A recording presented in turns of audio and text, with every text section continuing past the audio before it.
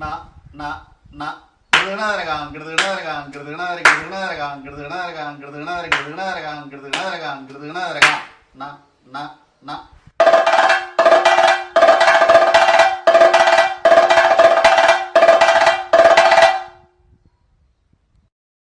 നമസ്കാരം. വായ്ത്താരിയുടെ 70ാമത്തെ എപ്പിസോഡ്. ഇന്ന് കലാനിലയം രാജൻ എന്ന ഇടയ്ക്കവാദകൻ, അദ്ദേഹം കലാനിലയത്തിൽ ചെണ്ട പഠിച്ച് കോഴ്സ് പൂർത്തിയാക്കി കൂടിയാട്ടത്തിൽ ഇടയ്ക്ക കൈകാര്യം ചെയ്യുന്ന വ്യക്തിയാണ്. രാജൻ കുളത്തൂർ സ്വദേശിയാണ്. മലപ്പുറം ജില്ലയിലെ കുളത്തൂർ സ്വദേശി, എൻ്റെ നാട്ടുകാരൻ, അടുത്ത വീട്ടുകാരൻ. യാതൊരു വാദ്യപാരമ്പര്യവുമില്ലാത്ത ഒരു കുടുംബത്തിൽ നിന്നാണ് രാജൻ കൊട്ട് പഠനം തുടങ്ങിയത്. രാജൻ തന്നെ അദ്ദേഹത്തിൻ്റെ വിശേഷങ്ങൾ പറയുന്നുണ്ട്. മുളയങ്കാവ് അരവിന്ദാക്ഷനിൽ നിന്ന് കൊട്ടുപഠനം ആരംഭിച്ചു. KV സുരേഷ് എന്ന കുളത്തൂരിൻ്റെ അല്ലെങ്കിൽ സാംസ്കാരിക മേഖലയിലെ എക്കാലത്തെയും ഒരു സഹൃദയനായിരുന്ന വ്യക്തിയുടെ പ്രേരണയും പ്രോത്സാഹവും കൊണ്ട് അദ്ദേഹം കൊട്ടുപഠനം തുടരുകയും പിന്നീട് അരവിന്ദാക്ഷൻ്റെയും കലാനിലയം കുഞ്ചുണ്ണിയാശാൻ്റെയും താല്പര്യം കൊണ്ട് കലാനിലയത്തിൽ കൊട്ട് പഠിക്കാൻ തുടങ്ങുകയും പിന്നീട് യാദൃച്ഛികമെന്നോണം നമ്മളിപ്പോൾ ഒരു ഫുട്ബോൾ മത്സരത്തിൻ്റെ കാലമാണല്ലോ, പകരക്കാരനായി ഇറങ്ങി. അതായത് കലാനിലയം ഉണ്ണീഷൻ എന്ന ഇടയ്ക്കവാദകൻ്റെ അസൗകര്യം മൂലം അദ്ദേഹം കൂടിയാട്ടത്തിന് ഇടയ്ക്ക വായിക്കാൻ ചെല്ലുകയാണ്. പകരക്കാരനായി ഇറങ്ങിയ പന്ത് കളിക്കാരൻ ഗോളടിച്ചു എന്നതുപോലെ ഇദ്ദേഹം ആ കൂടിയാട്ടത്തിൽ തൻ്റെ കഴിവുകൾ തുടർന്ന് അതിവിദഗ്ധമായി പ്രയോഗിച്ച് അതിൽ സ്ഥിരപ്രതിഷ്ഠ നേടി. ഇടയ്ക്കയുമായി ബന്ധപ്പെട്ട് രാജൻ വളരെ വിശദമായ കാര്യങ്ങൾ സംസാരിക്കുന്നുണ്ട്.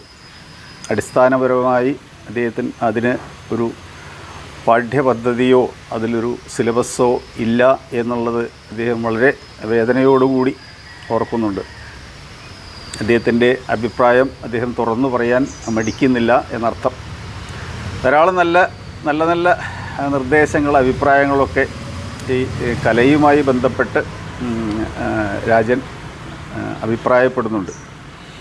ഇടയ്ക്കയിൽ കൂടിയാട്ടത്തിൽ ഇപ്പോൾ നേപഥ്യയിൽ മാർഗി മധു നേതൃത്വം നൽകുന്ന സ്ഥാപനത്തിലാണ് അദ്ദേഹം ജോലി ചെയ്യുന്നത്. കൂടിയാട്ടത്തിലെ ഒട്ടുമിക്ക കലാകാരന്മാരുടെ വേഷത്തിനും കൊട്ടാൻ അദ്ദേഹത്തിന് സാധിച്ചിട്ടുണ്ട്. നങ്ങ്യാർകൂത്ത് കലാകാരികളുടെ ഒട്ടെല്ലാ കലാകാരികളുടെയും നങ്ങ്യാർകൂത്തിനും അവർ പങ്കെടുക്കുന്ന കൂടിയാട്ടങ്ങൾക്കും പങ്കെടുക്കാൻ സാധിച്ചിട്ടുണ്ട്. നിരവധി വിദേശയാത്രകൾ നടത്തിയിട്ടുണ്ട്. ഇതിൽ നല്ല ഒരു കലാകാരനാണ്. ഇപ്പോൾ പലപ്പോഴായി ഇടയ്ക്ക തായമ്പകയും അദ്ദേഹം കൈകാര്യം ചെയ്യുന്നുണ്ട്. അദ്ദേഹത്തിൻ്റെ വായനയ്ക്ക് തന്നെ ഒരു പ്രത്യേക ശൈലിയും ശബ്ദവും ഒക്കെ ഉണ്ട് എന്ന് എനിക്ക് പലപ്പോഴും തോന്നിയിട്ടുണ്ട്. എങ്ങനെയും നാട്ടുകാരൻ എന്ന നിലയ്ക്ക് വളരെയധികം സന്തോഷമുണ്ട് ഇങ്ങനെയൊരു അഭിമുഖം രാജനുമായി നടത്താൻ സാധിച്ചത്. അദ്ദേഹത്തോട് ചോദ്യങ്ങൾ ചോദിക്കുന്നത് നാട്ടുകാരൻ തന്നെയായ അല്ലെങ്കിൽ കുളത്തൂർ സ്വദേശി തന്നെയായ എൻ്റെ സുഹൃത്തു കൂടിയായ പാർത്ഥസാരഥി ആണ്. പാർത്ഥസാരഥിക്ക് വിശേഷണങ്ങളൊന്നും സാധാരണഗതിയിൽ വേണ്ടതില്ല. പാർത്ഥസാരഥി എന്ന് പറഞ്ഞാൽ നാടക കലാകാരന്മാർക്ക് എല്ലാവർക്കും അറിയാവുന്നതാണ്. ഞാൻ അദ്ദേഹത്തിൻ്റെ ബയോഡാറ്റ ഒന്ന് എഴുതിയിട്ടുള്ളത് വായിക്കാം. വായിക്കുന്നത് കൊണ്ട് ഒരുപക്ഷെ കണ്ണ് താഴത്തേക്ക് പോയി എന്ന് വരാം. പാർത്ഥസാരഥി മലപ്പുറം ജില്ലയിൽ കൊളത്തൂർ സ്വദേശിയാണ്. 30 വർഷത്തോളമായി കുട്ടികളുടെ നാടകരംഗത്തും അമേച്വർ നാടകരംഗത്തും നടനായും സംവിധായകനായും സംഘാടകനായും പ്രവർത്തിക്കുന്നുണ്ട്. 70ഓളം നാടകങ്ങൾ കുട്ടികൾക്കും മുതിർന്നവർക്കും വേണ്ടി സംവിധാനം ചെയ്തു. അത്ര തന്നെ നാടകങ്ങളിൽ അഭിനയിക്കുകയും ചെയ്തിട്ടുണ്ട്. 2021, 2002, 2003, 2004, 2008 എന്നീ വർഷങ്ങളിലെ സംസ്ഥാന സ്കൂൾ കലോത്സവത്തിൽ മികച്ച നടനടക്കമുള്ള സമ്മാനങ്ങൾ ലഭിച്ച നാടകങ്ങൾ സംവിധാനം അദ്ദേഹം ചെയ്തിട്ടുണ്ട്. കേരളത്തിനകത്തും പുറത്തുമായി നിരവധി നാടക ശില്പശാലകളുടെ ഡയറക്ടറായി പ്രവർത്തിച്ചിട്ടുണ്ട്. 2010 ഡൽഹിയിൽ നടന്ന അന്താരാഷ്ട്ര നാടകോത്സവത്തിൽ കേരളത്തിനെ പ്രതിനിധീകരിച്ച് പങ്കെടുത്തിട്ടുണ്ട്. ചെറുകാട്, ഉറൂബ്, OV വിജയൻ, കുഞ്ഞുണ്ണി മാഷ് തുടങ്ങിയവരുടെ കഥകളെ ആസ്പദമാക്കിയുള്ള സോളോ പെർഫോമൻസുകൾ നിരവധി വേദികളിൽ അവതരിപ്പിച്ചു വരുന്നുണ്ട്. 6 വർഷമായി നെടുങ്കണ്ടം B.Ed കോളേജിലെ തിയേറ്റർ ഫാക്കൽറ്റിയാണ് അദ്ദേഹം. കേരള സംഗീത നാടക അക്കാദമി 2017 സംഘടിപ്പിച്ച സംസ്ഥാന അമേച്വർ നാടക മത്സരത്തിൽ മികച്ച നടനായി തിരഞ്ഞെടുക്കപ്പെട്ടിട്ടുണ്ട്. അടുത്ത കാലത്ത് പുറത്തിറങ്ങിയ സുലേഖ മനസ്സിൽ, പെരുമാനി, പള്ളിച്ചട്ടമ്പി തുടങ്ങിയ സിനിമകളിലും നിരവധി ഷോർട്ട് ഫിലിമുകളും ശ്രദ്ധേയമായ വേഷങ്ങൾ ചെയ്തിട്ടുണ്ട്. ഇപ്പോൾ സ്വന്തം വീട് കേന്ദ്രമാക്കി ബ്ലാക്ക് കർട്ടൻ എന്ന പേരിൽ കുട്ടികൾക്കും മുതിർന്നവർക്കും വേണ്ടി പ്രവർത്തിക്കുന്ന നാടക സംഘത്തിൻ്റെ കോർഡിനേറ്ററാണ്. ഇദ്ദേഹം പലപ്പോഴും ഇവിടെ കൊളത്തൂരിൽ ഏകാംഗ നാടകങ്ങൾ അവതരിപ്പിച്ച് സഹൃദയരുടെ പ്രശംസ പറ്റിയിട്ടുണ്ട്. ആ നാടകാവതരണത്തിന്, അദ്ദേഹത്തിൻ്റെ സംഭാഷണ ശൈലിക്ക്, അദ്ദേഹത്തിൻ്റെ ആഹാര്യത്തിന് വളരെ തന്മയത്വമായി ഒരു ഗ്രാമീണ അന്തരീക്ഷത്തിൽ നടക്കുന്ന അത്തരം നാടകങ്ങൾക്ക് അല്ലെങ്കിൽ അത്തരം കഥാപാത്രങ്ങൾക്ക് എത്ര കണ്ട് ഗ്രാമീണത വരുത്താൻ പറ്റുമോ അത്ര കണ്ട് അദ്ദേഹം അതിൽ വളരെ സൂക്ഷ്മമായി ശ്രദ്ധിച്ച് ചെയ്തിട്ടുണ്ട്. അത് സംഭാഷണങ്ങളിലാണെങ്കിലും സംഭാഷണത്തിൻ്റെ ശരീര ചലനങ്ങളിലാണെങ്കിലും അതിൻ്റെ വേഷങ്ങളിലാണെങ്കിലും എങ്കിലും വളരെ പ്രത്യേകതയുള്ള ഒരു നടനാണ് അദ്ദേഹം. അത് ഞാൻ എൻ്റെ നാട്ടുകാരൻ എന്ന നിലയ്ക്ക് മാത്രം പറയുന്നതല്ല. അഭിനയത്തിലൊക്കെ വളരെ നമുക്ക് കരയിപ്പിക്കുന്നതും ചിരിപ്പിക്കുന്നതും ഗൗരവമായി ചിന്തിക്കുന്നതുമായ ഒട്ടേറെ കാര്യങ്ങൾ അത് അദ്ദേഹം അവതരിപ്പിക്കാറുണ്ട്. എങ്ങനെയും നാടകത്തിന് അല്ലെങ്കിൽ അഭിനയത്തിന് വേണ്ടി പ്രവർത്തിക്കുന്ന സജീവ പ്രവർത്തകനാണ് ഈ പാർത്ഥസാരഥി. ആ സാരഥിയെ ഈ വായ്ത്താരിയുടെ രാജനോട് ചോദ്യം ചോദിക്കാൻ അദ്ദേഹം താല്പര്യം കാണിച്ചതിലുള്ള സന്തോഷമുണ്ട്. നാടക പ്രവർത്തകൻ എന്ന നിലയിൽ മാത്രമല്ല, ഒരു വാദ്യ ആസ്വാദകൻ എന്ന നിലയ്ക്ക് കൂടി അദ്ദേഹത്തിൻ്റെ സംഭാഷണങ്ങളെ അല്ലെങ്കിൽ ചോദ്യങ്ങളെ നമുക്ക് കാണേണ്ടതുണ്ട്. വളരെ ഗൗരവമായി ആ മേഖലയെക്കുറിച്ച് ചോദ്യങ്ങൾ ചോദിക്കാൻ ഇദ്ദേഹം പ്രാപ്തനാണ് എന്നത് ഈ അദ്ദേഹത്തിൻ്റെ ചോദ്യങ്ങളിലൂടെ നമുക്ക് മനസ്സിലാക്കാവുന്നതാണ്. ഇങ്ങനെയും വളരെ സന്തോഷത്തോടു കൂടി ഞാൻ ഈ രണ്ടുപേരെയും സ്വാഗതം ചെയ്യുന്നു. ആസ്വാദകർ ഇത് കേൾക്കണം എന്ന് വളരെ വിനയത്തോടു കൂടി അഭ്യർത്ഥിക്കുകയും ചെയ്തുകൊണ്ട് നിർത്തുന്നു. നമസ്കാരം. കളിമേള സഞ്ചാരത്തിലേക്ക് എല്ലാ പ്രിയപ്പെട്ടവർക്കും സ്വാഗതം. ഇന്ന് നമ്മളോടൊപ്പം ഉള്ളത് രാജനാണ്, കലാനിലയ രാജൻ. നമുക്ക് രാജനായിട്ട് കുറച്ച് നേരം വർത്തമാനം പറയാം. സന്തോഷം സാർ. ഈ ചാനലിലേക്ക് സ്വാഗതം. കലാനിലയ രാജൻ. രാജൻ്റെ വീട് എവിടെയാണ്? എൻ്റെ വീട് മലപ്പുറം ജില്ലയിൽ കുളത്തൂർ സ്വദേശം. കുളത്തൂർ എന്ന് പറയുമ്പം നമ്മൾ ഒരുപാട് ഉത്സവങ്ങളും കലയും നാടകവും ചെണ്ടയും ഒക്കെ നിറഞ്ഞു നിൽക്കുന്ന ഒരു പ്രദേശമാണ് അത്. വീട്ടിലങ്ങനെ ആരെങ്കിലും കലയായിട്ട് ബന്ധമുള്ള ആളുകളുണ്ടായിരുന്നു? അപ്പോൾ അത് വീട്ടിൽ ആരൊക്കെ ഉണ്ട്? വീട്ടിലിപ്പോൾ അച്ഛനും അമ്മയും മരിച്ചു. അപ്പോൾ ഞാനും പിന്നെ ഏട്ടനും ഏട്ടത്തിയമ്മയും അതുപോലുള്ള കുടുംബങ്ങൾ മാത്രമേ ഉള്ളൂ. മാത്രമേ ഉള്ളൂ. ആരെങ്കിലും അങ്ങനെ ഒരു കലയായിട്ട് ബന്ധം ഉണ്ടായിരുന്നോ? ഇല്ല, കലയായിട്ട് വീട്ടിലാർക്കും ബന്ധമില്ല. പക്ഷേ അവർക്ക് താല്പര്യം ഉണ്ടായിരുന്നു. അങ്ങനെയൊക്കെ ചെറിയ സപ്പോർട്ടൊക്കെ അവർ നൽകിയിട്ടുണ്ട്. കലാകാരന്മാരൊന്നുമില്ല. പക്ഷെ ഇപ്പോൾ ഒന്ന് രണ്ട് പേരൊക്കെ ഈ ഫീൽഡിൽ പഠിച്ചു വന്നിട്ടുണ്ട്. എങ്ങനെയാണ് ഈ ഒരു മേഖലയ്ക്ക് രാജൻ എത്തുന്നത്? ഞാൻ പറഞ്ഞില്ലേ, കുളത്തൂരിൻ്റെ മണ്ണിന് ഒരു കലാ പാരമ്പര്യം, നാടകമായിട്ടായാലും ചെണ്ടയായിട്ടായാലും നൃത്തമായിട്ടായാലും സംഗീതമായിട്ടായാലും അങ്ങനെ ഒരു ചുറ്റുപാടിലാണ് ആ സമയത്താണ് ഞാൻ എൻ്റെ ജനനമൊക്കെ. ആ സമയത്താണ് എൻ്റെ ജനനം. അപ്പോൾ ഇവിടെയുള്ള ഒരുപാട് ആശാമാരെയും അതുപോലുള്ള നാടക പ്രവർത്തകരെയും സ്കൂളിലെ എല്ലാ തരത്തിലുള്ള ആളുകളെയും കണ്ടാണ് ഞാൻ വളർന്നു വന്നത്. അങ്ങനെ ഇതിലേക്ക് സ്കൂളിൽ പഠിക്കുന്ന സമയത്ത് അങ്ങനെയാണ് ഞാൻ ഇതിലേക്ക് കലയിലേക്ക് വരുന്നത്. അതിൽ ഏറ്റവും എനിക്ക് തോന്നിയൊരു എന്താ പറയുക, ഇപ്പം കലാമണ്ഡലം മുൻഷിനെ പോലുള്ള ആളുകൾ ചെണ്ടയിൽ, അതേമാതിരി എന്താ പറയുക കോട്ടക്കൽ രവി, ഇങ്ങനെ 2 ലെജൻഡുകൾ ഈ ഒരു രംഗത്ത് വാദ്യകലയിൽ നിൽക്കുന്ന ഒരു പ്രദേശം കൂടിയാണല്ലോ. നമ്മളവിടെ ഈ പറഞ്ഞ പോലെ കുളത്തൂർ ഒട്ടേറെ ഉത്സവങ്ങളുണ്ട്, ഈ നേരത്തെ പറഞ്ഞ പോലെ കാര്യങ്ങളുണ്ട്. ഇതിനേക്കൊക്കെ തന്നെ എടുത്തെറിയപ്പെട്ട പോലെ എങ്ങനെയാണ് രാജൻ ഈ ഒരു മേഖല തിരഞ്ഞെടുക്കാനുണ്ടായ സാഹചര്യം എങ്ങനെയായിരുന്നു? ഇപ്പോൾ ഞാനിവിടെ താമസ സമയത്ത് ഉണ്ണീഷാശാനുണ്ട്, രവിയേട്ടനുണ്ട്, അവരൊക്കെ കൊട്ടുന്ന എനിക്കറിയാം. കൊട്ടുന്ന ആളുകളാണ്, കളിക്കൊട്ടാണ്, തായമ്പായ കൊട്ടുന്നവരാണ് എന്നൊക്കെ ഞങ്ങൾ സ്റ്റേജിലൊക്കെ കാണുന്ന സമയമാണ് ഞാൻ എൻ്റെ. പക്ഷേ എപ്പോഴും കുട്ടിയാണ്. കൊട്ട് പഠിക്കണമെന്നോ അങ്ങനെ ആവണമെന്നും അങ്ങനെയൊന്നും ഒരു ആഗ്രഹം തോന്നിയിട്ടില്ല. നാട്ടിലിങ്ങനെ ഒരുപാട് കലാകാരന്മാരുണ്ട്. അപ്പോൾ ഞാനും ആ നാട്ടിൽ ജനിച്ചതുകൊണ്ട് ഞാൻ അങ്ങനെ പോവുകയാണെന്ന് മാത്രമേ ഉള്ളൂ. ഇതിലേക്ക് വരുമോ അല്ലെങ്കിൽ ഇത് മാർഗമായി ഉപയോഗിക്കുമോ എന്നൊരു ഐഡിയ ഇല്ല, അങ്ങനെയൊന്നും ചിന്തിച്ചിട്ടില്ല. പിന്നെ ഇതിലേക്ക് വന്നു പെട്ടത് കുളത്തൂർ സ്കൂളിൽ ഇത് ക്ലാസ് മുളയങ്കാവ് അരവിന്ദാശാൻ അവിടുത്തെ വായനശാലയുമായി ബന്ധപ്പെട്ട് കുറച്ച് പ്രവർത്തകരെയൊക്കെ സംഘടിപ്പിച്ച് അവരുടെയൊക്കെ നിർബന്ധപ്രകാരം സ്കൂളിൽ ഇങ്ങനെ ഒരു ക്ലാസ് കുട്ടികൾക്ക് സ്കൂളുമായി ബന്ധപ്പെട്ട് KV സുരേഷ് ഏട്ടനൊക്കെ ആഭിമുഖ്യത്തിൽ അവരൊക്കെ സംഘടിപ്പിച്ചുകൊണ്ട് ഒരു ചെണ്ട ക്ലാസ് തുടങ്ങി. അപ്പോൾ ഏത് കാലത്ത്? അത് 2001 ഏകദേശം ആ കാലത്ത് തന്നെയാണ്. 2001. അത് അന്നത്തെ ആളുകളെ ഓർമ്മയുണ്ട് ആരൊക്കെ? അന്ന് പക്ഷേ എല്ലാവരും മുതിർന്നവരാണ്. എന്നെക്കാളും ഞാനും കലാനിലയം കൃഷ്ണകുമാർ എന്ന് പറഞ്ഞ ഞങ്ങൾ വേറെ കുട്ടികളുണ്ട്, 2 പേരെ കുട്ടികളുണ്ട്. പിന്നെ രാകേഷ്, കുളത്തൂരുള്ള ഒരു രാകേഷ് ഉണ്ടായിരുന്നു. അങ്ങനെ 1-2 പേര്, കുരുവമ്പലത്തുള്ള കുറച്ച് 1-2 പേരുണ്ടായിരുന്നു. പിന്നെ ഒക്കെ മുതിർന്നുള്ള വേറെ ജോലി ചെയ്യുന്ന, കൂലിപ്പണിക്ക് പോകുന്ന, ബസ് ഓടിക്കാൻ പോകുന്ന അതുപോലുള്ള ഏട്ടന്മാരാണ്. പക്ഷെ അവരൊക്കെ ആഗ്രഹം കൊണ്ടാണ് വരുന്നത്. പിന്നെ നമ്മുടെ ഗോപീഷേട്ടൻ, സാരഥിയേട്ടൻ, കുറച്ചു കാലം സുരേഷ് ഏട്ടൻ, അങ്ങനെ എല്ലാം മുതിർന്നവരൊക്കെ പഠിക്കാൻ വന്നിട്ടുണ്ട്.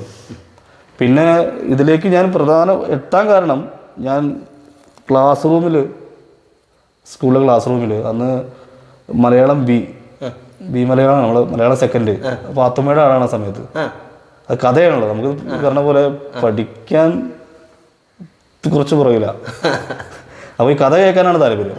അപ്പോൾ മലയാളം ഉണ്ണികൃഷ്ണ മാഷാണ് അന്ന് പഠിപ്പിക്കുന്നത്. അല്ലല്ല, സ്കൂളിലെ ബി മലയാളം സെക്കൻഡ് പഠിപ്പിക്കുന്ന ഉണ്ണികൃഷ്ണ മാഷ്. അതെ. അപ്പോൾ മാഷ ക്ലാസ് കേൾക്കാനാണ് ഇപ്പോൾ സ്കൂളിൽ മിക്കവാറും പോകാൻ താല്പര്യം. അപ്പോൾ ഞാൻ ഡെസ്കുമ്പോൾ അങ്ങനെ കൊട്ടുക. മാഷ പറഞ്ഞു, നീ ഒരു പണി, നീ അവിടെ 5ാം ക്ലാസ്, അന്ന് 5ാം ക്ലാസ്സിലാണ്, 5ാം ക്ലാസ്സിലാണ് ഈ ക്ലാസ് തുടങ്ങുന്നത്, നീ അവിടെ പോയിരിക്കുന്നത് ശല്യപ്പെടുത്താതെ അവിടെ പോയിക്കോന്ന് പറയണം. അങ്ങനെ എന്നാൽ ശരി എന്ന് പറഞ്ഞിട്ട് ഞാൻ മാഷനെ പുറത്താക്കുകയാണ്, സ്കൂളിൽ ക്ലാസ് റൂമിൽ പുറത്താക്കുകയാണ്. ഞാൻ എന്നൊക്കെയാണ്. പിന്നെ ഡെസ്കുമ്മയൊക്കെ വെറുതെ പഠിക്കാനുള്ള നല്ല കഥ കേൾക്കുമ്പോൾ നമ്മൾ ഓട്ടോമാറ്റിക്കായിട്ട് ചെയ്യുന്നൊരു പരിപാടി. മാഷക്ക് അങ്ങനെ ഒരു ബുദ്ധിമുട്ട് തോന്നി, മാഷനെ പുറത്താക്കി. അപ്പോൾ സുരേഷ് ഏട്ടൻ നാട്ടിലുള്ളതല്ലേ, അപ്പോൾ എന്നോട് ചോദിച്ചു എന്താണ് പുറത്താക്കണത്. അപ്പോൾ അങ്ങനെ ഡെസ്കുമൊക്കെ ഇങ്ങനെ കൊട്ടി മാഷ് പുറത്താക്കിയതാണ്. പിന്നെ മാഷ് 5ാം ക്ലാസ്സിൽ ഇങ്ങനെ തുടങ്ങിയിട്ടുണ്ട് എന്ന് പറഞ്ഞു ക്ലാസ്. അപ്പോൾ അവിടെ ചേർക്കാൻ പറ്റുമോ? അങ്ങനെ സുരേഷ് ഏട്ടനാണ് ഇത് മുളയങ്കാവ് അച്ഛനോട് പറയണത്. അപ്പോൾ അങ്ങനെ അവിടെ ചേർന്നു. പിന്നെ കൃഷ്ണകുമാർ വന്നു, ഈ പറഞ്ഞ രാകേഷ് വന്നു. പിന്നെ എല്ലാവരും കുളത്തൂരുള്ള ഒട്ടുമിക്ക പേരും അവിടെ അന്ന് ചെണ്ട പഠിക്കാൻ വന്നിട്ടുണ്ട്. അന്നത്തെ അധ്യാപകരെ രാജൻ ഏത് ക്ലാസ്സിലായിരുന്നു ആ സമയത്ത്? ഞാൻ 10ാം ക്ലാസ് പഠിക്കുമ്പോഴാണ് കലാനിലയത്തിലേക്ക് പോകണത്. അല്ല ചെണ്ട പഠിക്കും ഇപ്പം ഈ പറഞ്ഞ സമയം സമയം എന്ന് പറയുന്നത് ഞാനൊരു 8ാം ക്ലാസ്സൊക്കെ പഠിക്കുമ്പോഴാണ്. ആ സമയത്ത് ആരൊക്കെ അധ്യാപകരുണ്ടായിരുന്നു? അന്ന് കുളത്തൂരിലെ ഒട്ടുമിക്ക പേരും കുളത്തൂർ നിവാസികളാണ്. ഈ ഓർക്കുന്ന അധ്യാപകരാരൊക്കെ? ഓർക്കുന്ന അധ്യാപകർ എന്ന് പറയുന്നത് ബെഞ്ചമിൻ മാഷുണ്ട്, പിന്നെ ഉണ്ണികൃഷ്ണ മാഷ്, നമ്മുടെ തൊട്ടപ്പുറത്തുള്ള ഉണ്ണികൃഷ്ണ മാഷുണ്ട്, പിന്നെ ഒരു പാട്ട് ഞാൻ പഠിപ്പിക്കുന്ന ടീച്ചർ സിന്ധു ടീച്ചർ എന്ന് പറയും. അങ്ങനെ ഒരുപാട് പേര് അങ്ങനെ ഉണ്ട്. അപ്പം ശരിക്കും പറഞ്ഞാൽ ഈ ഒരു എന്താ പറയുക ക്ലാസ്സിലുള്ള ഒരു കുരുത്തക്കേടാണ് പക്ഷേ ഇങ്ങനെ ഒരു ഇതിലേക്ക് എത്തുന്നത്. അതാണ് ഇപ്പോൾ എടുക്കുകയും ക്ലാസ് എടുക്കുകയും ആ സമയത്ത് ഇങ്ങനെ ഒരു നമുക്കൊരു റിതം വരെയും ഡെസ്കിൻ്റെ മുകളിൽ കൊട്ടുകയും ഇനി പോയിക്കോ എന്ന് പറയുകയും ചെയ്യുന്ന ഒരു തരം കുരുത്തക്കേടിൽ നിന്ന് ആണ് കോതറുന്നത്. ഓർമ്മ വരുന്നത് ചില കാര്യങ്ങൾ അങ്ങനെയാണ്. എന്നിട്ട് പിന്നെ അവിടുന്ന് പഠിക്കാൻ തുടങ്ങി. പിന്നെ അവിടുന്ന് ചെണ്ട പഠിക്കാൻ തുടങ്ങി. അവിടുന്ന് പിന്നെ ആശാന്റെ ശിക്ഷണത്തിൽ പഠിച്ചു, മേളം പഠിച്ചു, തായമ്പ പഠിച്ചു. പക്ഷെ അപ്പോഴൊന്നും ഇത് ഇങ്ങനെ ഇവിടെ ആശാൻ കൊണ്ടുപോകും നമ്മളെ. അയ്യപ്പമുളക്കാണ് അയ്യപ്പമുളക്കാണ് ആശാന്റെ പ്രധാന ഏരിയ. അയ്യപ്പമുളക്കാണ് ആശാന്റെ പ്രധാന ഏരിയ. പിന്നെ മേളങ്ങൾക്കും അതുപോലെ ചെറിയ ഉത്സവങ്ങളൊക്കെ ആശാൻ കൈകാര്യം ചെയ്യുന്നുണ്ട്. അപ്പോൾ ഞാനും പോയിരുന്നു. അപ്പോൾ അങ്ങനെ പോവാന്ന് പറഞ്ഞു കഴിഞ്ഞാൽ കൂടെ ഒരു 5-6 പേരുണ്ടെങ്കിൽ അതിൽ 4 ശരിക്കും പറഞ്ഞാൽ ഈ അരങ്ങേറ്റം കഴിഞ്ഞു ഇവരുടെ കൂടെ പോകുന്നു. അപ്പം ശരിക്കും പറഞ്ഞാൽ സാധാരണ രീതിയിൽ ഇടന്തലയാണോ വലന്തലയാണോ കൈകാര്യം രീതിയിൽ? ഞാൻ അന്ന് ഇടന്തലയായിരുന്നു. ഇടന്തല തന്നെ. ഇവരെ കൂടെ തന്നെ അല്ല ചിലപ്പോൾ ചില കാറ്റഗറി ഒന്നുകൊണ്ടല്ല, ഇപ്പം താളത്തിന് ആളെ തികയില്ല, അല്ലെ വലന്തലയ്ക്ക് ആളെ തികയില്ല, അവിടെ നിന്നോറ് അങ്ങനെയൊന്നുമല്ല. മുളയങ്ക ആശാന്റെ ഇതിൽ ആളെ തികയാതെ വരില്ല. ഒരുപാട് ശിഷ്യന്മാർ ആശാനുണ്ട്. അതുകൊണ്ട് പിന്നെ ഈ കുളത്തൂർ ഭാഗത്തൊക്കെ അയ്യമ്പളൊക്കെ ഉണ്ടാകുമ്പോൾ നമ്മൾ തന്നെയാണ് പോവുക. അപ്പം അന്ന് ഈ പോകുമ്പോൾ കുറച്ചും കൂടെ അതിൽ തന്നെ അങ്ങോട്ട് മുഴുകാൻ തോന്നിയോ? അല്ല, ഇതിൽ ഞങ്ങൾ പോകാൻ തോന്നിയിട്ടില്ല. കാരണം ഒരു സാമ്പത്തികം വന്നു തുടങ്ങി. ചെറുതായിട്ടൊക്കെ അയ്യമ്പളൊക്കെ അറിയാലോ, അറിയാലോ കാര്യങ്ങൾ ഒക്കെ കൂടെ. കാരണം അതൊരു പിന്നെ അന്നൊന്നും ഇങ്ങനെ സാമ്പത്തികമായിട്ടുള്ള പ്രശ്നങ്ങളൊന്നും വരില്ല. കാരണം നമുക്കറിയില്ല, ഭാവിയെ കുറിച്ച് നമുക്ക് ചിന്തയില്ല. ഇതിങ്ങനെ കൊട്ടി നടക്കുക തന്നെ ഉള്ളൂ. ഇതിൽ ജീവിക്കണമെന്നോ അല്ലെങ്കിൽ ഇതുകൊണ്ട് അങ്ങനെയൊന്നും ഒരു തോന്നലൊന്നും ഉണ്ടായിരുന്നില്ല. ഇതിങ്ങനെ കൊട്ടുക, കാശ് മേടിക്കുക, അത് ചിലവാക്കുക, വീണ്ടും ഇതിന് പോവുക, അങ്ങനെ മേളത്തിന് പോവുക, അത്രയേ ഉള്ളൂ. പിന്നെ എങ്ങനെയാണ് ഇതിൻ്റെ ഒരു വേറൊരു മേഖലയായിട്ടുള്ള ഈ സംഗതിയിലേക്ക് എത്തുന്നത്? പിന്നെ ഈ ആശാൻ ഒരു KSRTC ഒരു ഇതായിരുന്നു, കണ്ടക്ടറായിരുന്നു മുളയങ്ക ആശാൻ. അങ്ങനെ കുഞ്ചുണ്ണിയാശാന്റെ നാട് വഴിയൊക്കെയാണ്, കലാമരത്ത് പഠിപ്പിക്കുന്ന കുഞ്ചുണ്ണിയാശാന്റെ നാട് വഴിയൊക്കെയാണ് ഈ ബസ് പോവുക. അപ്പോൾ ഈ ആശാൻ കുഞ്ചുണ്ണിയാശാൻ എപ്പോഴും ഈ ബസ്സിലാണ് യാത്ര ചെയ്യുക. അപ്പോൾ അവർ പരസ്പരം അറിയാം. അപ്പോൾ ഒരു ദിവസം ആശാൻ പറഞ്ഞു, ഇങ്ങനെ 2 പേരുണ്ട് കുളത്തൂര്, അവർ ഇപ്പോൾ ഇങ്ങനെ ഒരു ഉത്സാഹം കാണിക്കുന്നുണ്ട് കൊട്ടാൻ. അപ്പോൾ അവരെ ഒന്ന് ഉപരിപഠനം എന്നൊക്കെ രീതിയിൽ ആശാൻ കലാനിലയത്തിൽ ചേർക്കാനുള്ളൊരു സംവിധാനം തയ്യാറാക്കണം. അപ്പോൾ അതവിടെ ഇൻ്റർവ്യൂ ഉണ്ട്, അവിടെ എല്ലാ വർഷവും ഇൻ്റർവ്യൂ ഉണ്ട്, അപ്പോൾ അവിടെ വന്നാൽ മതി. ആശാൻ അങ്ങനെയാണ് പറഞ്ഞത്. അങ്ങനെ ആശാൻ KVSനോട് സംസാരിച്ചു. അന്ന് പറഞ്ഞ പോലെ സാമ്പത്തികം പ്രശ്നത്തിലാണ്. ഇരിങ്ങാലക്കുട പോവാന്നൊക്കെ പറഞ്ഞാൽ തന്നെ നമുക്ക് ഇരിങ്ങാലക്കുട തൃശ്ശൂർ എന്നൊക്കെ തന്നെ നമ്മുടെ വലിയ സ്വപ്നമാണ്. അങ്ങനെയൊക്കെ വലിയ ദൂരമാണ് നമുക്ക്. അങ്ങനെ സുരേഷ് ഏട്ടനാണ് പിന്നെ അതിൻ്റെ സാമ്പത്തിക കാര്യങ്ങളും ഒക്കെ ഉണ്ടായാലും എന്തായാലും വീട്ടിൽ പറഞ്ഞു. വീട്ടിൽ നിന്ന് പിന്നെ അവർക്ക് നമ്മൾ മുതിർന്നല്ലോ, അപ്പോൾ ഇഷ്ടം പോലെ അങ്ങനെയാണ് അവർ പറയുക. ആ സമയത്ത് അച്ഛനും അമ്മയും ഉണ്ട്. അമ്മയ്ക്ക് ആണ് താല്പര്യം. കാരണം അമ്മയ്ക്ക് അമ്പലത്തിലെ ഉത്സവത്തിന് പോകുമ്പോൾ ഉണ്ണീഷാശാനെ ഒക്കെ കാണുക. അപ്പോൾ അവർ ഈ സ്വർണ്ണമാലയൊക്കെ കിട്ടും. ഇതിന് അമ്മ മരിച്ചുപോയി, സത്യം. എങ്ങനെയാണ് സ്വർണ്ണമാല കിട്ടുന്നത്? നീ ഇപ്പോൾ അന്ന് ഞാൻ ഭയങ്കര മെലിഞ്ഞ. അപ്പോൾ എന്നോട് അമ്മ പറയും, നീ നന്നായി ഭക്ഷണം കഴിക്കണം. ഞാൻ കലാനിലയത്തിൽ കൊട്ട് പഠിച്ച സമയത്താണ് അമ്മ പറയണത്. കൊട്ട് മുളയങ്ക ആശാന്റെ അടുത്ത് പുളിമുട്ടിയിൽ കൊട്ടി തുടങ്ങി തക്കിട്ടേയും 4 കാലം ഏറ്റി ചുരുക്കാൻ പഠിച്ചു വരുന്ന സമയത്ത് ആണ് അമ്മയെ പറയണത്, നീ നന്നായി ഭക്ഷണം കഴിക്കണം, എന്നിട്ട് വയറൊക്കെ ചാടണമെന്നാണ് പറയാൻ. സംഭവം അവര് ഇവരൊക്കെയാണ് കണ്ടു വളരുന്നത്. അപ്പം അങ്ങനെ ഭയങ്കര ഭയങ്കര ഐശ്വര്യമായിട്ടുള്ള ആൾക്കാരെയാണ് കാണുന്നത്. അപ്പൊ എൻ്റെ മകനും അങ്ങനെ ആവണം എന്നുള്ള ഒരു അമ്മയുടെ ഒരു സത്യം, അങ്ങനെയുള്ള ഒരു കാഴ്ചപ്പാട്. അപ്പൊ അങ്ങനെ ആവണം. അപ്പൊ ഞാൻ പറഞ്ഞു അങ്ങനെയൊക്കെ ചിലപ്പോൾ സംഭവിക്കാം, അമ്മയൊന്നും അറിയില്ല. അങ്ങനെ നല്ല അങ്ങനെയൊക്കെ ഞാൻ അമ്മയെ പറഞ്ഞ് സമാധാനിപ്പിച്ചിരുന്നു. അങ്ങനെയാണ് ഉണ്ണായിലെത്തുന്നത്. പിന്നെ സുരേഷ് ഏട്ടനൊക്കെ സംസാരിച്ച് കലാനിലയത്തിലേക്ക് ഇൻ്റർവ്യൂവിന് ചെല്ലാൻ പറയണു. അവർ അതുപോലെയുള്ള സാമ്പത്തികമൊക്കെ ചെയ്ത് കുളത്തൂർ വായനശാലയിലും അന്നൊക്കെ ആളുകളുണ്ട്, അവരൊക്കെ സപ്പോർട്ട് ചെയ്തിട്ട് തന്നെയാണ് പോകുന്നത്. അവിടെ എന്തായിരുന്നു പ്രവേശനത്തിനുള്ളൊരു അടിസ്ഥാന യോഗ്യതയായിട്ട് അവർ കണ്ടിരുന്നത് എന്തായിരുന്നു? അവിടുത്തെ പ്രവേശനമാണ് ഏറ്റവും പ്രശ്നം ഉണ്ടായിരുന്നത്. കാരണം എനിക്ക് 5 ഏട്ടന്മാരാണ്, 5 ആണും ഒരു പെണ്ണുമാണ് എൻ്റെ കുടുംബം. അപ്പോൾ എനിക്ക് റെക്കോർഡിക്കലി എനിക്ക് സാമ്പത്തിക ശേഷി കൂടുതലാണ്. അത് ചാനൽ പറയാൻ പറ്റുമെന്ന് എനിക്കറിയാം. സാമ്പത്തിക ശേഷി കൂടുതലാണ്, വരുമാന സർട്ടിഫിക്കറ്റ് ഭയങ്കര കൂടുതലാണ്. പക്ഷെ എനിക്ക് ഇതിനെ സഹായിച്ചിട്ടുള്ളതൊക്കെ ഈ പറഞ്ഞ സുരേഷ് ഏട്ടനും അതുപോലെയുള്ള ആളുകളൊക്കെയാണ്. പക്ഷെ അത് ചെന്നപ്പോൾ പറഞ്ഞു രാജൻ ഇത് ബുദ്ധിമുട്ടാവും, വരുമാന സർട്ടിഫിക്കറ്റ് ഒന്ന് എന്തെങ്കിലും ചെയ്യണം ഇങ്ങനെ പറഞ്ഞു. ഇവരൊക്കെ അവർ സാധാരണ ജോലി എടുത്ത് ജീവിക്കുന്ന. അതെ, പക്ഷെ അത് കണക്ക് പ്രകാരം 5 മുതിർന്നവരുണ്ടെങ്കിൽ ഒരു വരുമാനം എന്ന് പറയുന്നത് നമുക്ക് സങ്കല്പിക്കാൻ പറ്റാത്ത ഒരു ഗവൺമെൻറ് ഉദ്യോഗസ്ഥരുള്ള വീട്ടിലെയാണ് ഒരു വാർഷിക വരുമാനം വരിക. കണക്കാക്കുക അങ്ങനെ അവർ ചെയ്തിട്ടൊക്കെ രണ്ടാമത്തെ കാര്യമാണ്.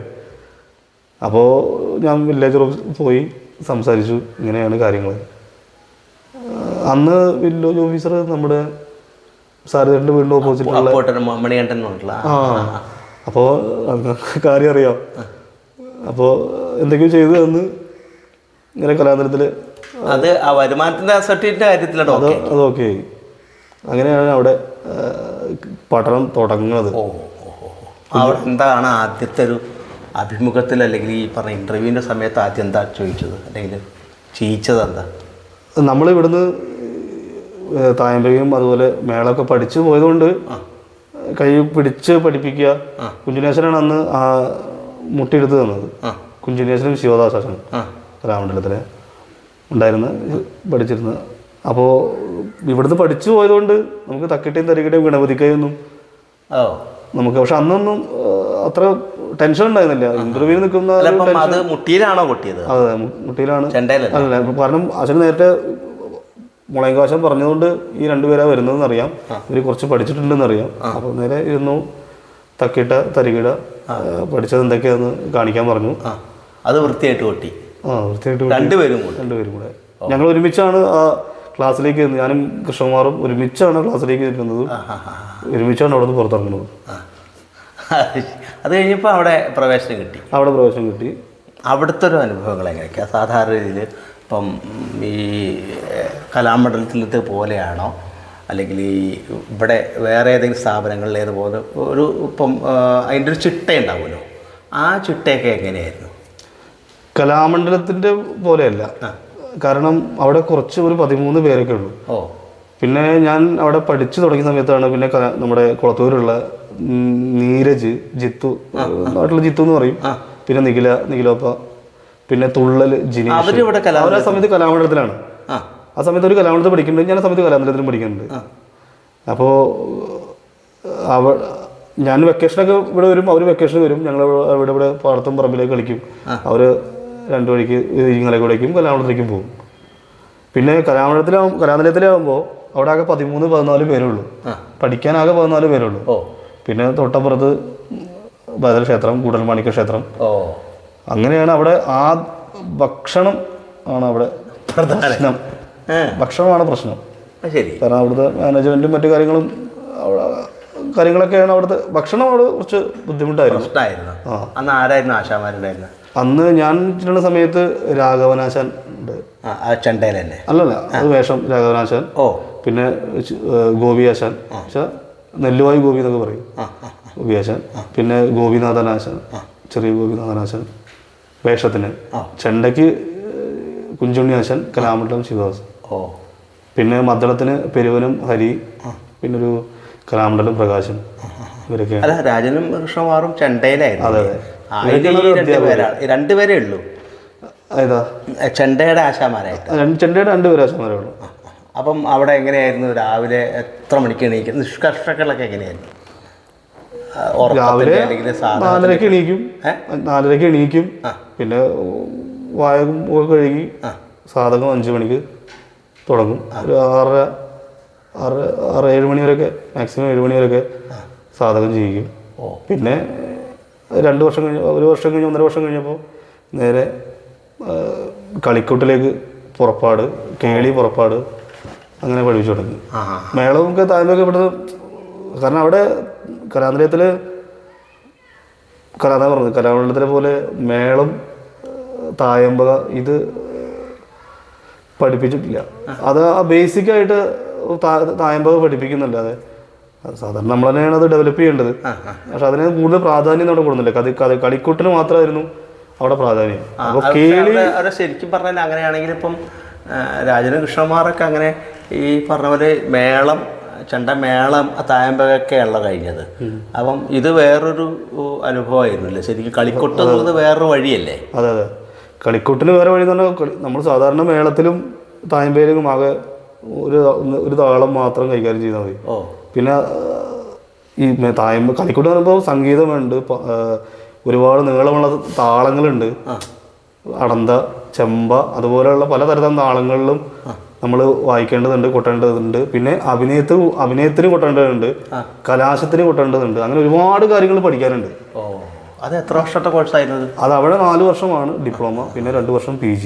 അപ്പം ഇങ്ങനെ ഓരോ ഘട്ടഘട്ടമായിട്ടല്ലേ ഇത് ഉണ്ടാവും? അതെ അതെ, ആദ്യം 2ാമത്തെ വർഷം എന്നത്, 3ാമത്തെ വർഷം എന്നത്, 4ാമത്തെ വർഷം ഇങ്ങനെ തുടങ്ങിയിട്ടുള്ളൊരു ഒരു വഴി ഉണ്ടാവില്ലേ ഇതില്ലേ? അപ്പം എൻ്റെ അരങ്ങേറ്റം 2ാമത്തെ വർഷത്തിൽ തന്നെ കഴിഞ്ഞു. എൻ്റെ കൃഷ്ണകുമാറിൻ്റെ കഥകളിയുടെ അരങ്ങേറ്റം 2ാമത്തെ. അതെ അതെ, അപ്പോൾ അത് പുറപ്പാടാണ് അരങ്ങേറ്റം കഴിയുക. അവിടെ പുറപ്പാടാണ്. ആദ്യം ആരാ പുറപ്പാട് ചെയ്ത്, ആരാ വേഷമായിട്ട് ആരാ? അന്ന് ഒരു കലാനിലയം ശ്രീജിത്ത് സുന്ദരൻ എന്ന് പറയും. അപ്പോൾ അവിടെ തന്നെ പഠിക്കുന്നു. പാട്ടൊക്കെ ആരായിരുന്നു അന്ന് പാടിയത്? എംബ്രാന്തിരിയാശൻ എന്ന് പറഞ്ഞു. അല്ല, കലാനിലയത്തിലെ അധ്യാപകനായിട്ട് സാക്ഷാൽ എംബ്രാന്തിരിയാശൻ ഒരു കലാനിലയം ബാബു എന്ന് പറഞ്ഞ ഏട്ടനാണ് അവിടെ പാടിയിട്ടുണ്ടായിരുന്നത്. അന്ന് ഞാനും കൃഷ്ണകുമാർ ഡബിൾ ആയിരുന്നു ഓർമ്മ. അത് ഡബിളായിരുന്നു പുറപ്പാട് മേളപ്പതും. അത് അരങ്ങേറ്റം നടന്നത് കൂടൽമാണിക്യ ക്ഷേത്രത്തിൻ്റെ ഊട്ടുവര ഇതിലാണ്, കൊട്ടിലാക്കിലാണ്, ആനക്കൊട്ടിലുണ്ടാവും. അന്ന് അമ്പലത്തിൽ മുക്കുടി നിവേദ്യം എന്നൊരു ചടങ്ങുണ്ട്. അത് നമ്മുടെ ഒരു മുക്കുടി നിവേദ്യം എന്ന് പറഞ്ഞൊരു ചടങ്ങാണ് അവിടെ അമ്പലത്തിലെ. അതൊരു എന്താ പറയുക, ഒരു ഔഷധക്കഞ്ഞി എന്നൊക്കെ പറയും, അതുപോലെ മുക്കുടി. പിന്നെ കതിര്, അങ്ങനെയുള്ള ഒരു ചടങ്ങ് ദിവസമാണ് അന്ന്. എല്ലാ വർഷവും അവിടെ ആ സമയത്താണ് അരങ്ങേറ്റം ഉണ്ടാവുക. അപ്പോൾ അവിടെ വെച്ചാണ് അരങ്ങേറ്റം ഉണ്ടായിട്ടുള്ളത്. അത് ശരിക്കും പറഞ്ഞാൽ അങ്ങനെ ഇപ്പം ഇതിങ്ങനെ ഇപ്പം രാജൻ പറഞ്ഞ പോലെ ചെണ്ടയുടെ തായമ്പക മേളത്തു നിന്നൊക്കെ ചെന്ന് കഥകളിയുടെ വേറൊരു സംഗതിയിലേക്ക് എത്തിപ്പെട്ട് കഥകളി അരങ്ങേറ്റം, പുറപ്പാട് അല്ലേ? പുറപ്പാട് മേളപ്പദം. അതെ. അപ്പം ശരിക്കും പറഞ്ഞാൽ അങ്ങനെ ഈ ഒരു അനുഭവം ആ അർത്ഥത്തിൽ ഗുണമായിരുന്നു. രണ്ട് വഴിയാണെങ്കിൽ ഇങ്ങനെ ഒരു ബേസ് ഉണ്ടാവേണ്ട ഒരു അനുഭവം. ഇവിടുന്ന് പഠിക്കുമ്പോൾ നമുക്ക് അങ്ങനെ വഴക്കോ അല്ലെങ്കിൽ അങ്ങനെ നിർബന്ധിച്ച് അല്ലെങ്കിൽ സീരിയസ് ആയിട്ട് കാണണമെന്നൊന്നും തോന്നിയിട്ടില്ല. അവിടെ എത്തി ഒരുപാട് കലാകാരന്മാരെയും ആശാന്മാരുടെയും പിന്നെ ഒരു ഗുരുകുല സമ്പ്രദായം പോലെയല്ലേ, ഹോസ്റ്റലിൽ താമസിക്കണു, നമ്മൾ കാലത്ത് എണീക്കണു. അപ്പോൾ പൂർണ്ണമായിട്ടും അതിലേക്ക് അങ്ങനെ ശരിയാണ്. പിന്നെ ഇതാണ് എൻ്റെ ജീവിതം എന്ന് തോന്നുകയാണ്. കാരണം നമുക്ക് 5 മണിക്ക് എണീറ്റ് ശീലിക്കുക, അല്ലെങ്കിൽ തായമ്പോ നിർബന്ധിക്കുക, അങ്ങനെ ആരും ഇല്ല. ഇത് സീനിയേഴ്സ് ഉണ്ട്. രാവിലെ തുടങ്ങി സാധകം കഴിഞ്ഞാൽ നേരെ കുളിച്ച് അമ്പലത്തിൽ പോവുക, കുളിമണി ക്ഷേത്രത്തിലേക്ക് പോവുക, ഒരു 8:30 ആകുമ്പോൾ തിരിച്ച് ഭക്ഷണം കഴിക്കുക. പിന്നെ 9 മണിക്ക് 9:30 ക്ലാസ് തുടങ്ങും. അത് കഴിഞ്ഞാൽ പിന്നെ ഒരു 12 മണി വരെയൊക്കെ ക്ലാസ് ഉണ്ടാവും. 1 മണിക്ക് സാഹിത്യം ഉണ്ട്, സാഹിത്യം ക്ലാസ്. എത്ര മണിക്ക്? 1 മണിക്ക്. 1 മണി. 1 മണി മുതൽ ഒരു 1:30, 1:45, 2 മണി വരെ ഉണ്ട്. 1 മണിക്കൂർ മാത്രം. സാഹിത്യം എന്ന് പറഞ്ഞാൽ ഈ ആട്ടക്കഥയാണോ പറയുന്നത്? ആട്ടക്കഥയുണ്ട്, പിന്നെ അതുമായി ബന്ധപ്പെട്ടുള്ള അതിലെ പുരാണ കഥകളും അതുമായി മലയാള ഉള്ള സാഹിത്യങ്ങളൊക്കെയാണ്. ആട്ടക്കഥയിലല്ല, പൊതുവെ ഉള്ള സാഹിത്യപരമായിട്ടുള്ള ഒരു ജനറൽ നോളജ് എന്നൊക്കെ രീതിയിൽ ഉള്ള ക്ലാസ്സുകളൊക്കെയാണ് ഉണ്ടാവുക. അത് ആദ്യത്തെ വർഷമാണത്? അതെ, അത് എല്ലാ വർഷവും ഉണ്ട്. പിന്നെ അത് കഴിഞ്ഞാൽ പിന്നെ എങ്ങനെ? പിന്നെ 2 മണി കഴിഞ്ഞ് 2:30 പിന്നെ വീണ്ടും ചൊല്ലിയാട്ടം, അല്ലെങ്കിൽ ചൊല്ലിയാട്ടം അല്ലെങ്കിൽ ക്ലാസ്, കുഞ്ഞിനാശൻ്റെ ക്ലാസ്. പിന്നെ ശിവാസനം, അങ്ങനെ മാറി മാറി രണ്ടുപേരും മാറി മാറി ഇങ്ങനെ ക്ലാസ് എടുത്തുകൊണ്ടിരിക്കും. ഓ, ആദ്യം കലാശം പഠിപ്പിക്കും, വട്ടപ്പച്ച് കലാശം എന്ന് പറയും. അങ്ങനെ വട്ടപ്പച്ച് കലാശം പഠിപ്പിക്കും. പിന്നെ അത് പതിഞ്ഞ പദം അല്ലെങ്കിൽ മുറുകിയ പദം. വട്ടപ്പച്ച് കലാശത്തിൻ്റെ ഒരു ഗതി അല്ലെങ്കിൽ അങ്ങനെ എന്തായിരുന്നു അതിൻ്റെ ഒരു വെച്ചാൽ അത് ഇന്ന താളത്തിൽ ഇന്ന സംഗതിയിൽ? അത് ചെമ്പട താളത്തിലാണ് പഠിപ്പിക്കുക. അത് തെയ്യുന്ന രീതിയിലാണ് പഠിപ്പിക്കും. പിന്നെ അത് പഠിപ്പിച്ച് നമ്മളെ ക്ലാസ് കഴിഞ്ഞ് വിടും. പിന്നെ ചൊല്ലിയാട്ടുണ്ട്. ചൊല്ലിയാട്ടം എന്ന് പറയുന്നത് വേഷക്കാരോട് കൂടി നമ്മൾ ചൊല്ലിയാടും. കല്ലില് 3 അടി പിടിച്ചിട്ട്. കല്ലിൽ തന്നെയാണത്? പഠിപ്പിക്കുക കല്ലിൽ തന്നെയാണ്. കല്ലിൽ തന്നെയാണ് പഠിപ്പിക്കുക. പിന്നെ കുറച്ച് മുതിർന്നപ്പോൾ വലന്തരയിലേക്ക് മാറി. പിന്നെ വൈകുന്നേരങ്ങളിലൊക്കെ അതെ പഠിപ്പിക്കും. പിന്നെ അത് ചൊല്ലിയാട്ടത്തിലേക്ക് കിടക്കും. വേഷക്കാരും പാട്ടുകാരും ഇരത്താളത്തിലും എല്ലാം മദ്ദളത്തിൻ്റെ സഹായത്തോടെ കൂടെ പിന്നെയാണ് കളരിയിൽ ചൊല്ലിയാടുക. അപ്പോൾ വേഷത്തിനനുസരിച്ച് ആണ് കൊട്ടുക. ഇതിലിപ്പോൾ ഇപ്പോൾ പറഞ്ഞു വന്നപ്പോൾ നമ്മൾ നേരത്തെ ചെണ്ട മേളം കഴിഞ്ഞാൽ അതിന് നമ്മളാണല്ലോ. അപ്പോൾ അല്ലെങ്കിൽ നമ്മൾ കൂടെ കൊട്ടുന്ന ആളുകൾ, അതായത് വാദ്യക്കാർ മാത്രം. കഥകളിക്ക് വരുമ്പോഴത്തേക്ക് അതിനകത്ത് ഈ പറഞ്ഞ നിങ്ങൾക്ക് പരിചയമില്ലാത്ത ഒരു വേഷക്കാർ വരുന്നു, പാട്ടുകാർ വരുന്നു, മറ്റാളുകൾ വരുന്നു. ഇതിൻ്റെയൊക്കെ ഒരു മേളനം സംഭവിക്കുന്നുണ്ടല്ലോ. അപ്പോൾ അതിനെക്കുറിച്ചൊരു വല്ലാത്തൊരു പ്രശ്നം ഉണ്ടായിരുന്നു, അല്ലെങ്കിൽ അങ്ങനെ നേരത്തെ തന്നെ അങ്ങനെ ഒരു? അല്ല, ഞാൻ കുഞ്ചുണ്ണിയാസനോടെയും ശിവാസനോടെയും കളിക്ക് പോകുമ്പോൾ ഞാൻ ഡബിളാണ് നിൽക്കുക. ഡബിൾ നിൽക്കുക എന്ന് പറഞ്ഞാൽ അപ്പുറത്ത് താടി വേഷം വരുമ്പോൾ, അല്ലെങ്കിൽ പിന്നെ അങ്ങനെ ചെറിയ ചെറിയ ഭാഗങ്ങളൊക്കെ നമ്മൾ കൊട്ടേണ്ടി വരിക. പിന്നെ അന്നൊന്നും ഈ അഭിനയത്തിന് ഇത്ര പ്രാധാന്യം കൊടുക്കണമെന്നോ ആ സമയത്ത് കേട്ടോ. അഭിനയത്തിന് ഇങ്ങനെ വായിക്കണം, ആ സമയത്ത് അങ്ങനെ വായിക്കണം എന്നില്ല. നമ്മൾ പഠിപ്പിച്ചത് തെറ്റാതെ കൊട്ടുക എന്നുള്ളത് ആദ്യം അങ്ങനെയാണ്. അഭിനയത്തിലേക്ക് ഇങ്ങനെ ഇറങ്ങി ചെല്ലണം എന്നൊന്നും നമുക്ക് തോന്നിയില്ല. പിന്നെയാണ് കളരിയിലാണ് പതിഞ്ഞ പദം പഠിച്ചു തുടങ്ങിയതോടുകൂടിയാണ് ഇതിനെ സീരിയസ് ആയിട്ട് നമ്മൾ കാണാൻ തുടങ്ങുന്നത്. അന്താളിച്ചുണ്ട്. കാരണം നമ്മൾ ഡബിളിൽ കയറുന്നു, കൊട്ടുന്നു, ആഭാസം എന്നാൽ മറ്റേ താടി വേഷം വരുമ്പോൾ അവിടെ കയറിക്കുക, അല്ലെങ്കിൽ അങ്ങനെ ചെറിയ ചെറിയ ഭാഗങ്ങളിലൊക്കെ കൊട്ടി അത് അങ്ങോട്ട് തീർക്കുക, ഭംഗിയാക്കുക എന്നുള്ളതേ ഉള്ളൂ. അപ്പം നമുക്കതിനകത്തൊരു സ്വതന്ത്രമായിട്ട് ഇതിനകത്ത് എന്തെങ്കിലും ചെയ്യണം തോന്നിയില്ല എപ്പോഴെങ്കിലും? ഇപ്പം വേഷക്കാരൻ കാര്യങ്ങൾ ചെയ്യുമ്പോൾ, അഭിനയിക്കുമ്പോൾ, അരങ്ങിൽ അയാൾ ആടുമ്പോൾ ഏതെങ്കിലും അർത്ഥത്തിൽ മനോധർമ്മമായിട്ട് ചെയ്യണം തോന്നിയ ഏതെങ്കിലും മേഖലകളുണ്ടായിരുന്നോ?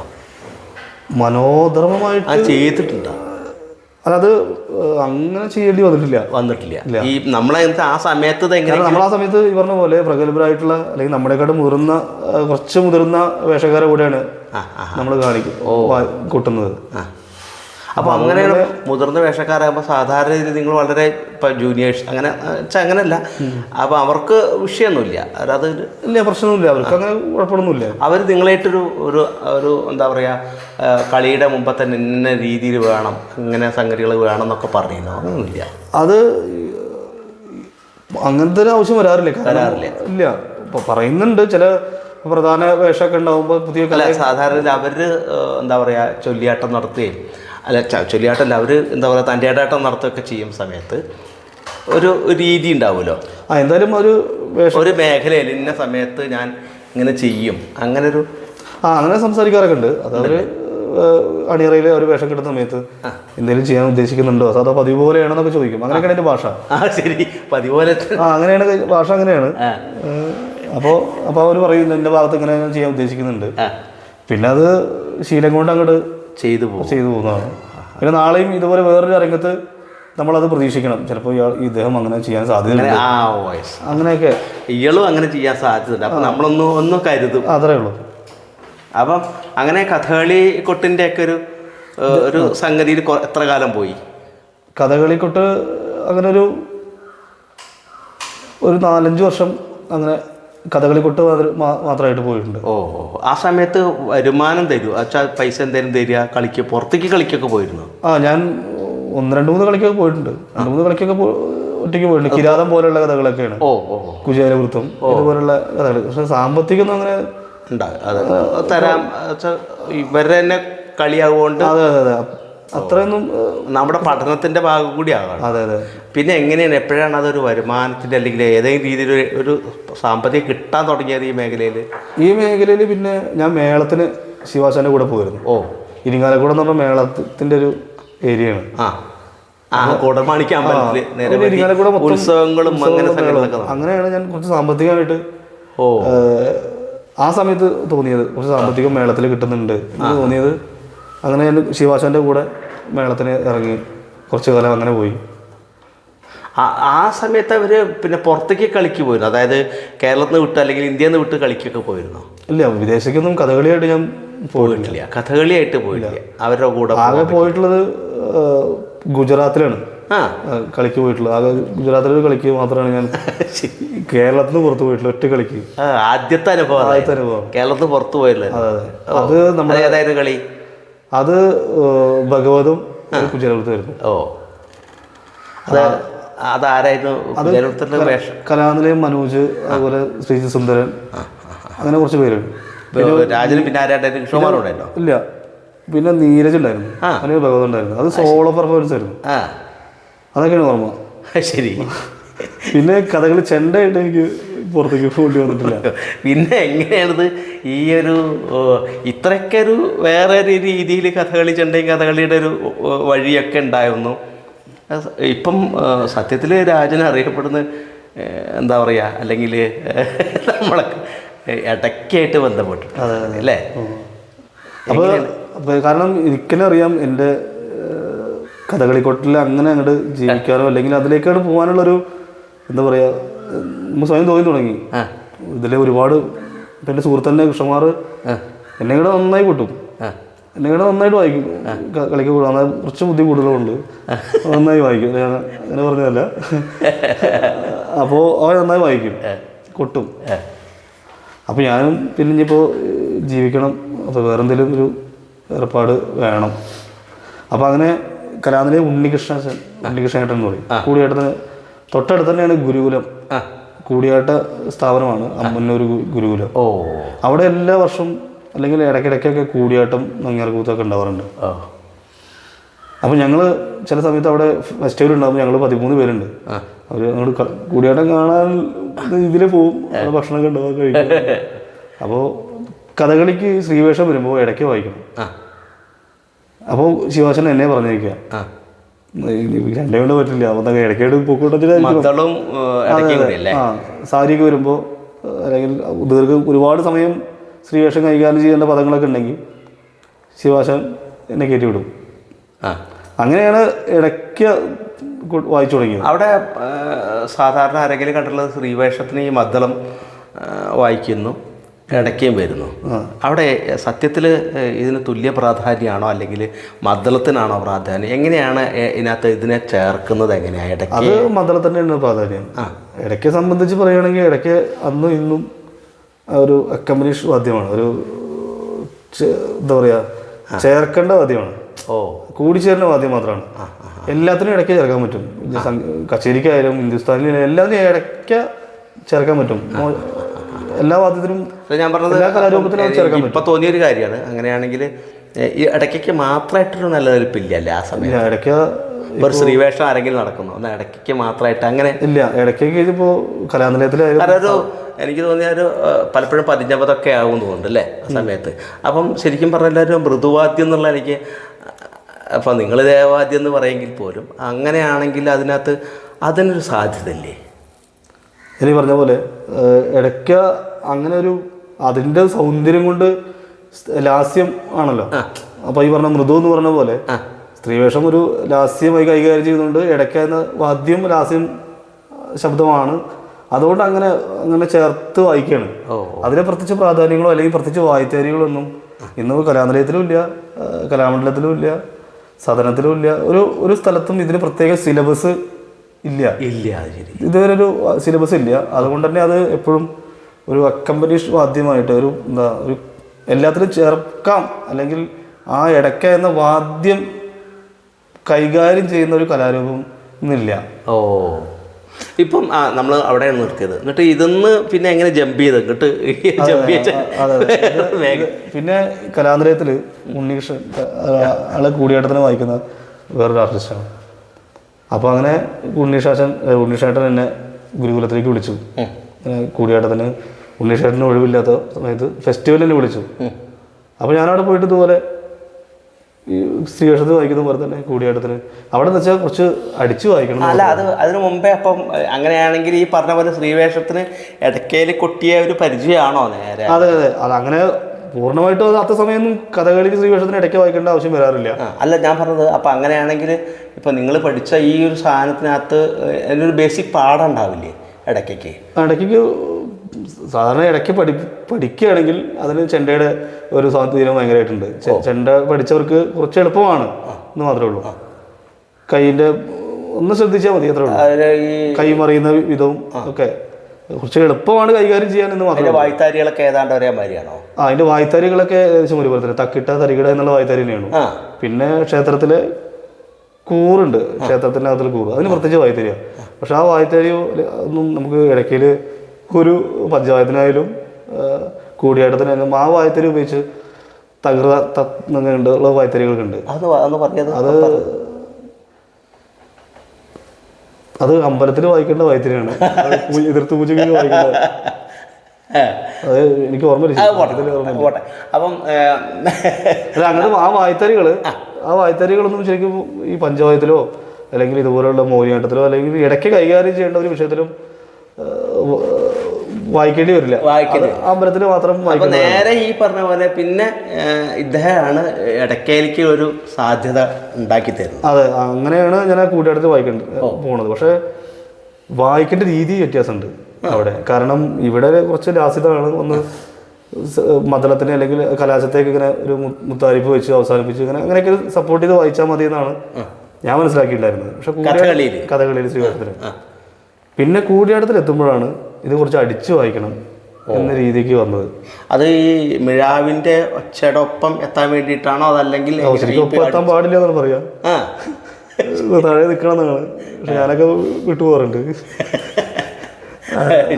അല്ല, അത് ശരിക്കും അതിന് കൂടെ നിൽക്കണം. അത് അങ്ങനെയാണ് ഞാൻ ഈ പിന്നെ ഗുരുകുലത്തിന് നേരെ പിന്നെ ഇടയ്ക്കിടയ്ക്ക് ഗുരുകുലത്തിൽ കൂടിയാട്ടത്തിന് അവർക്ക് എന്തോ ഉണ്ണീഷേട്ടൻ്റെ സമയമില്ലാത്തതുകൊണ്ടാണോ ഇനി അതോ എൻ്റെ ശബ്ദം ഇഷ്ടപ്പെട്ടാണോ?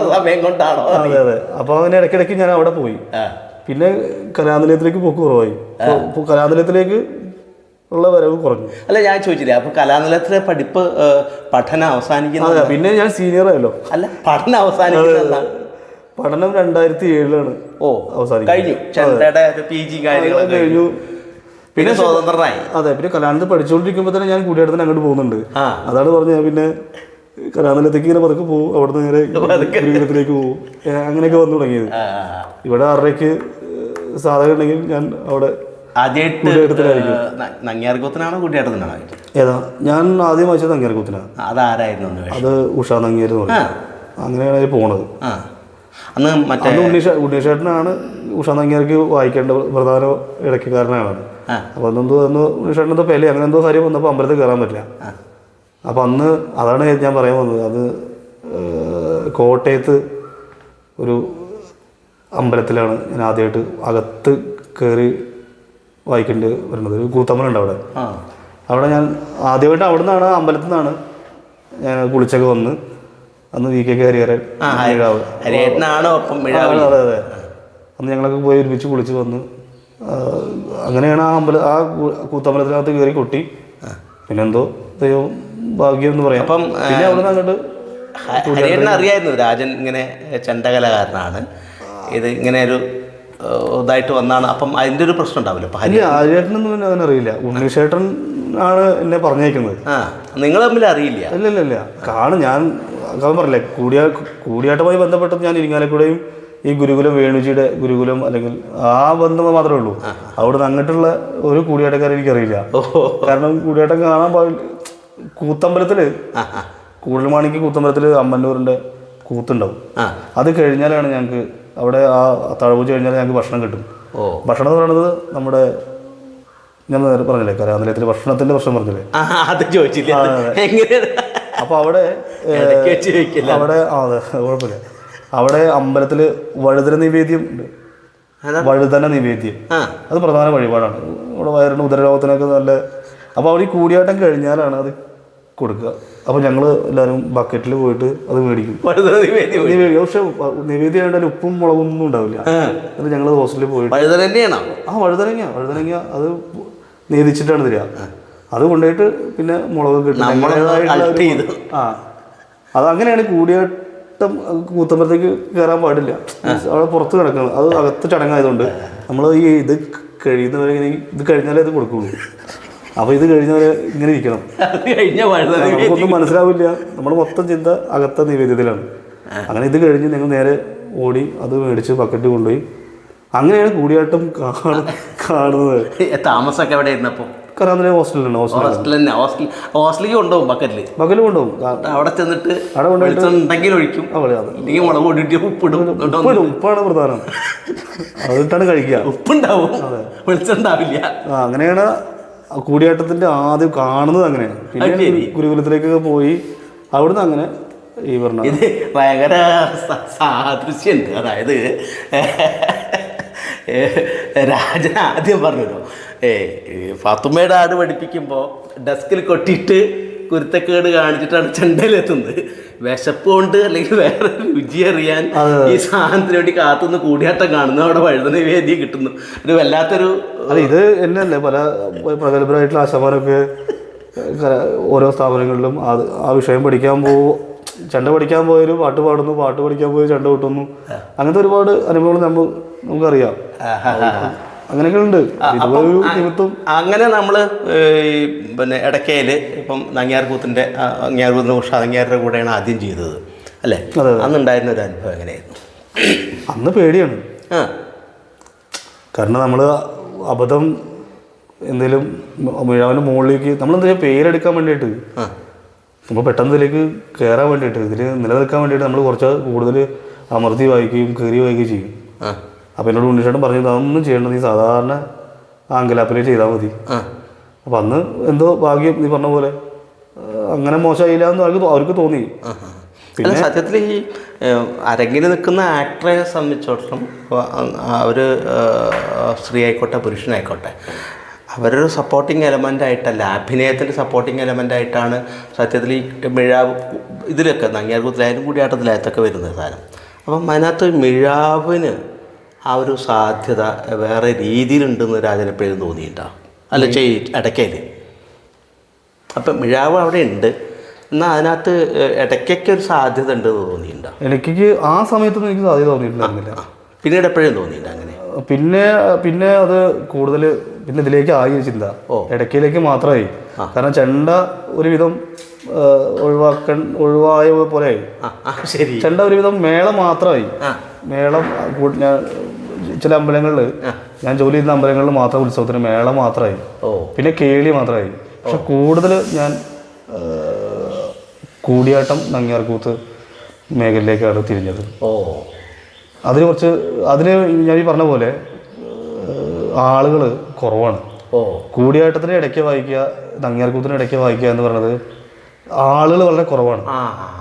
ആളുകൾക്ക് പ്രഗത്ഭരായിട്ട് ഉണ്ട്. രാജൻ സ്വതന്ത്രമായിട്ട് ആണ് ഈ സാധനങ്ങൾ ചെയ്തെടുക്കുന്നത്, അല്ലാതെ പഠനത്തിന്റെ ഒരു പിൻബലമല്ല. ഇടയ്ക്കലുള്ള പഠനത്തിന്റെ പിൻബലമൊന്നും അല്ല. ഇടയ്ക്കയിൽ അങ്ങനെ ഒരു പഠനം ഉള്ള സാധ്യതയൊന്നുമില്ല. ചെണ്ടയുടെ സ്വാധീനം വെച്ചിട്ടാണ് ഇങ്ങനെ പോകുന്നത്. അങ്ങനെയാണ് കൂടിയാട്ടത്തിലേക്ക് കിടക്കുന്നത്. പിന്നെ അവിടുന്ന് അങ്ങനെ പിന്നെ ഓരോ കൂടിയാട്ടക്കാരെ പരിചയപ്പെട്ട് അങ്ങനെ പിന്നെ ഓരോ കൂടെയൊക്കെ ഇങ്ങനെ കൂടിയാട്ടം. ഇത് ഒന്നാമത് ഈ പറയണത് ഇടയ്ക്ക് വായിക്കാൻ പോകുന്നത് ശീലം കൊണ്ട് ഇങ്ങനെ പഠിക്കേണ്ട വിഷയമാണ്. ഈ സ്ഥാപനങ്ങളിലൊന്നും ഇടയ്ക്കയുടെ ഒരു പഠനമില്ല, ബേസിക് പാഠങ്ങളില്ല. പഠിപ്പിക്കുന്നുണ്ട്, പക്ഷെ അതിന് സിലബസ് ഒന്നും ഒരു സ്ഥാപനത്തിനും ഇല്ല. അങ്ങനെ അതിങ്ങനെ പഠിക്കണം.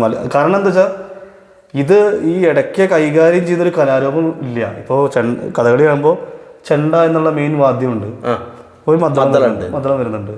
അത് പഴയ ആളുകൾ കറക്റ്റ് അതിൽ കണ്ടെത്തിയിട്ടുണ്ട്. കഥകളിക്ക് ചെണ്ട, ഞാനിത് എൻ്റെ ഒരു അറിവാട്ടോ, കഥകളിക്ക് ചെണ്ട എന്നുള്ള ഒരു വാദ്യം വേണമെന്നും അതിന് സപ്പോർട്ടിംഗ് ആയിട്ട് ഒരു മദ്ദളം വേണമെന്നും പണ്ടത്തെ പൂർവ്വി തീരുമാനിച്ചിട്ടുണ്ട്. അതുപോലെ കൂടിയാട്ടത്തിന് മിഴാവ് വേണം. അപ്പോൾ അതേപോലെ അതിനുമായിട്ടുള്ള ഒരു വാദ്യം വേണം എന്ന് പൂർവ്വികർ കണ്ടെത്തിക്കൊണ്ട് ചിലപ്പോൾ ഇടയ്ക്ക് അതിലേക്ക് ചേർത്തിട്ടുണ്ടാവുക. അപ്പോൾ അതിന് രണ്ടാമത് നിൽക്കുന്നതുകൊണ്ട് മദ്ദളത്തിന് കൃത്യമായിട്ട് വായ്ത്താരി മറ്റു കാര്യങ്ങളൊക്കെ കൃത്യമായിട്ടുണ്ട്. അത് ശരിക്കും സപ്പോർട്ടിങ് തന്നെയാണ്. ഇവിടെ പക്ഷേ അതൊരു എന്താ പറയുക, ഒരു സപ്പോർട്ടിങ് തന്നെയാണ് ഇടയ്ക്ക് ചെയ്യേണ്ടത്. ഈ പറഞ്ഞ പോലെ അതിനൊരു കൃത്യമായിട്ടൊരു വായ്ത്താരിയോ അല്ലെങ്കിൽ സിലബസോ ഇല്ലാത്തതുകൊണ്ട് അത് ആ ആർട്ടിസ്റ്റ് തന്നെ കണ്ടെത്തേണ്ട ഒരു നിലയിലേക്ക് വരികയാണ്. അല്ല, അത് ഇപ്പം ഇത് രണ്ടിലായാലും ഈ ശ്രുതി ചേരുക എന്നുള്ളൊരു പാട്ട്, ഇപ്പോൾ കഥകളിയിലാണെങ്കിൽ പാട്ടുണ്ട്, ചെണ്ടുണ്ട്, മദ്ദളുണ്ട്, ഇതിനകത്ത് മിഴാവ് മാത്രമേ ഉള്ളൂ അല്ലേ? അപ്പം ഇതിനകത്തേക്ക് ഇതിലൊക്കെ തന്നെ ഇതിലൊരു ശ്രുതിയിലേക്ക് എത്തിപ്പെടുക എന്നുള്ള സംഗതി ഇല്ലേ? ഇല്ല, ശ്രുതിയുടെ ആവശ്യമില്ല. ഓൾറെഡി ഇടയ്ക്ക് ശ്രുതിയുള്ള വാദ്യമാണ്, ശ്രുതി വാദ്യമാണ്, തന്ത്രി വാദ്യമാണ് എന്നൊക്കെ പറഞ്ഞ പോലെ തന്നെ അത് ശ്രുതി വാദ്യമാണ്. ഓൾറെഡി ശ്രുതി ഉണ്ട്, അത് സംസാരിക്കുന്നൊരു വാദ്യമാണ്. ഇപ്പോൾ 18 വാദ്യങ്ങൾക്ക് മീതെ ചെണ്ട എന്ന് പറയുന്നത് പോലെ അത് ശബ്ദം കൊണ്ടാണ് ചെണ്ടയ്ക്ക് 18 വാദ്യങ്ങൾക്ക് മീതെ എന്ന് പറയുന്നത്. ശബ്ദം കൊണ്ടാണ് 18 വാദ്യങ്ങൾക്ക് മീതെ എന്ന് പറയുന്നത്. പക്ഷെ ഇടയ്ക്ക ശബ്ദത്തിലും വായിക്കാം, പതുക്കെയും വായിക്കാം, പാട്ടും വായിക്കാം, എല്ലാം ചേർന്നിട്ടൊരു വാദ്യമാണ്. അതാണ് എൻ്റെ അറിവ്, അങ്ങനെയാണ്. ഈ ഉഷാ നങ്ങ്യാരുടെ കൂടെ വായിച്ചു അല്ല, അതുകൊണ്ടാണ് അസുരവാദ്യം എന്ന് ദേവാദ്യം എന്ന് പറയാൻ കാരണം. 18 വാദ്യങ്ങൾക്ക് മുകളിലാണ് നമ്മൾ പഴമൊഴിയൊക്കെ ഉണ്ടല്ലോ, അത് ശബ്ദം കൊണ്ടായിരിക്കണം എന്നാണ് ഞാൻ പിന്നെ എൻ്റെ തെറ്റായ കണ്ടെത്തല്. ഉഷാ നങ്ങ്യാരെ കൂടാതെ പിന്നെ ആരൊക്കെയാണ്, പിന്നെ ആരുടെയൊക്കെ കൂടെയാണ് പിന്നെ ഇപ്പോൾ കേരളത്തിൽ ഉള്ള ജീവിച്ചിരിക്കുന്ന എല്ലാ ആശാന്മാരുടെ കൂടെയും ഭാഗ്യം കൂടിയാട്ടത്തിൽ ഭാഗ്യമുണ്ട്. ഒരു അവിഭാജ്യ ഘടകമായിട്ടുള്ള മാതിരി രാജനുണ്ട്. ദൈവം സഹായിച്ചിങ്ങനെ കുഴപ്പമില്ലാതെ പോകുന്നുണ്ട് ഇപ്പോൾ. ഇതാണ് ഇടയ്ക്കേല അങ്ങനെ. അതിനിടയ്ക്ക് രാജൻ ഒന്നും കൂടെ തെറിച്ച് ഇത് എന്താ പറയുക, ഇടയ്ക്കേല് തായമ്പക എന്നുള്ളൊരു വേറൊരു സംഗതി കണ്ടെത്തിയിരുന്നു. അതെ അല്ലേ? അത് ഞാൻ കണ്ടെത്തിയതല്ല, അത് ഓൾറെഡി ഉണ്ട്. ഓൾറെഡി രാജനൊന്ന് നോക്കിയത് തോന്നുന്നുണ്ട്. ഞാനത് പിന്നെ ഞാൻ ഇങ്ങനെയൊക്കെ പോയി അപ്പോഴും ജീവിതം ശരിയാവുന്നില്ല. സാമ്പത്തികമാണ് പ്രശ്നം. ഇങ്ങനെ എല്ലാവരുടെ കൂടെ ഇങ്ങനെ തങ്കാലത്തിന് പോകണു, വീട്ടിലേക്ക് വരണു, അതങ്ങനെ കഴിഞ്ഞു പോകണു. പിന്നെ ജോലി വേണം, ജോലി നിർബന്ധമാണ്. അപ്പോൾ നമുക്ക് ഇതിലൊരു ജോലി ശമ്പളം കുറവാണെങ്കിൽ തന്നെ ഒരാളോട് പറയാൻ ഒരു ജോലി, അപ്പോഴാണ് വീട്ടിൽ നിന്ന് പ്രശ്നം വന്നത്. ഇങ്ങനെ നടന്നാൽ പോരാ, അപ്പോൾ അങ്ങനെ ജോലി കിട്ടണം. അപ്പോൾ അങ്ങനെയാണ് മൂഴിക്കുളം എന്ന സ്ഥലത്തേക്ക്, ആലുവയ്ക്ക് അടുത്ത് നേപഥ്യ എന്ന് പറഞ്ഞൊരു കൂടിയാട്ട സ്ഥാപനമുണ്ട്. അത് നമ്മുടെ മാർഗി, മധു, അതുപോലെ അവരൊക്കെ ഹിന്ദു അവരൊക്കെ നടത്തുന്ന ഒരു സ്ഥാപനത്തിലേക്കാണ് പിന്നെ എന്നെ അവർ വിളിക്കുകയും. അത് ഈ പറഞ്ഞ പോലെ കൂടിയാട്ടത്തിൽ ഇങ്ങനെ പോയി അവരും കണ്ടിട്ടുണ്ട്.